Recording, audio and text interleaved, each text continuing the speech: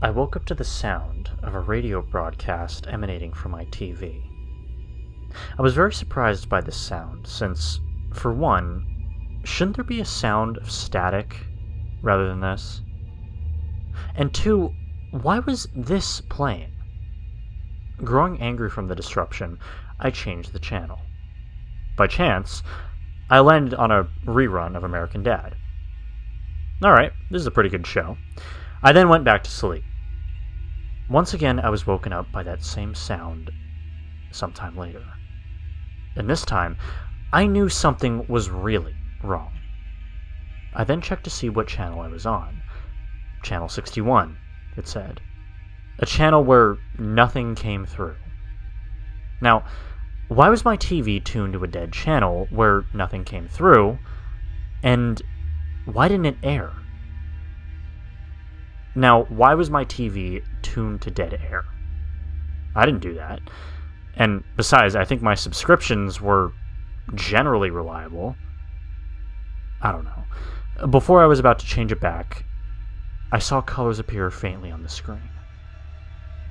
Wait, was this really dead air? This wasn't making any sense. And as I was thinking, a picture suddenly faded in. The image showed a man standing in front of a stained yellow wall. He was dressed in a cartoony outfit, spouting green and blue stripes on his jacket. The man also had red, messy hair that looked to be untrimmed. Another odd detail was that he wore those goofy glasses with a large nose and mustache on it. But perhaps the most striking detail, however, was his fearful expression. He genuinely looked afraid, as if he was being forced to do whatever he was doing. What is this? Is this normal? I guess I'd have to watch in order to find out. The shot was facing the man as he was reading something to the audience, or me in this case.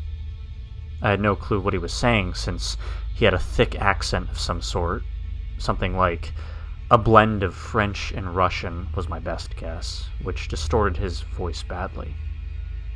I also could tell that he was reading something, since he looked at a small, worn-out children's book and turned the pages every so often. This went on for 2 minutes, before he dropped the book on the ground. He then stared into the camera with a dim-witted expression. That's it? That was a waste of time. I then reached for the remote before a gargling sound emerged from the TV. I looked at the screen to see the man's expression change from dim-witted to menacing. What was he going to do now? Not many seconds later, the man grabbed the top of his head and paused for 30 seconds. I hope to God this would have led to something funny. But then the man pulled his head off like a mask. What I saw next could not have been acceptable to be shown on TV. The man's real head, for lack of a better term, was lacking of skin and showed blood-covered muscle that built up his face rather than his bone. Veins were also seen tied around his face like tape holding a ball of paper. A massive crater was on top of his head where his brain should have been, and had a purple liquid in it.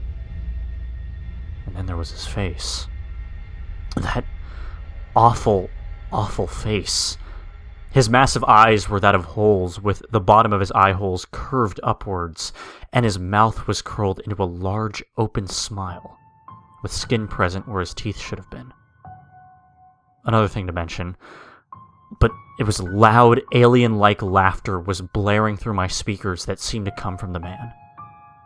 I was beyond terrified by what I was seeing. I felt myself shake, I began to sweat down my forehead, and I started to feel my heart beat fast. I had enough of this horror, so I grabbed the remote and pressed the power button. But instead of the TV shutting off instantly, the man spoke. He muttered in the same unsettling alien voice. 5, 18, 28. It then proceeded to shut off, and I was left staring at my reflection on the TV, looking as pale and horrified as I imagined.